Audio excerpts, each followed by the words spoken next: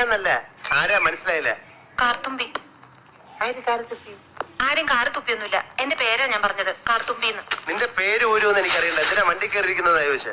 എന്നോട് കേറിയിരുന്നോളം പറഞ്ഞു. ആര്? ആ, ഒരു കിളവൻ. അങ്ങനെ ഒരു കിളവൻ പറഞ്ഞാൽ കയറിയിരിക്കാനുള്ള വണ്ടി ഒന്നുമില്ല. ഇങ്ങോട്ട് ഇറങ്ങ വേണ്ടേ? പിന്നെന്തിനാ കാശ് എണ്ണി വാങ്ങിച്ചത്? ആര്? ഒരു അമ്മാവൻ. ഏതമ്മാവൻ? എനിക്കൊന്നും അറിഞ്ഞൂടാ. പോയി ചോദിക്ക്, അയാളാ ഷാപ്പിലുണ്ട്. ദേ വരുന്നു. അങ്ങോട്ട് ചോദിച്ചോളൂ, എന്താ ചോദിക്കണമെന്ന് വെച്ചാ. അമ്മാവാ, ഞാൻ എന്തൊക്കെയോ പറയുന്നു.